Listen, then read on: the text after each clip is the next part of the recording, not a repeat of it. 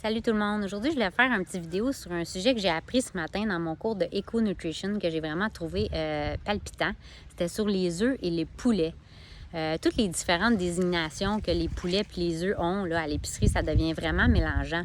Alors, le free range, le free run, biologique, traditionnel. Saviez-vous ça que quand ça dit free range, ça veut dire que les poulets doivent avoir un accès à l'extérieur. Alors, s'ils sont 200 000 poulets dans un établissement à l'intérieur, puis ils ont une petite porte pour sortir, ça se qualifie de free range. Alors, on s'entend que, tant qu'à moi, ça vaut pas cher, cette affaire-là de free range.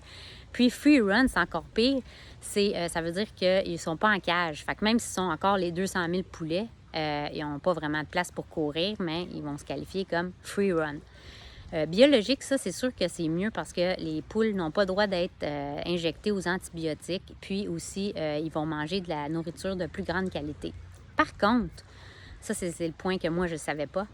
Et c'est que même si c'est biologique, ça ne veut pas dire que c'est bon pour la santé. Je parle de la viande. Parce qu'on s'entend, là, les fruits et légumes, c'est toujours mieux quand c'est bio et c'est excellent d'acheter ça bio. Par contre, la viande, il faut regarder plus loin que ça. Il faut vraiment savoir de où ça vient.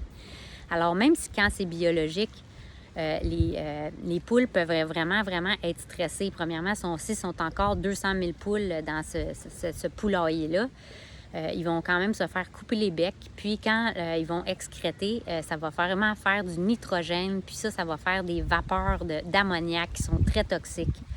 Alors, c'est vraiment... Puis aussi, saviez-vous ça, que quand les poulets... Alors, la meilleure sorte de poulet à acheter, là, c'est les poulets en pâturage, alors d'une ferme. Quand vous allez dans une ferme puis vous voyez tous les poulets heureux dans le champ, là, ça, c'est les meilleurs poulets, bio ou pas bio, on s'en fout. Et les œufs qui viennent de ces poules-là sont évidemment les meilleurs aussi. Saviez-vous ça, que les œufs de ces poulets-là en pâturage sont 2 fois plus élevés en nutriments? Alors, ils ont 2 fois plus d'oméga 3 et aussi beaucoup plus haut en vitamine A, en vitamine E et en vitamine D. Alors ça, c'est l'autre chose.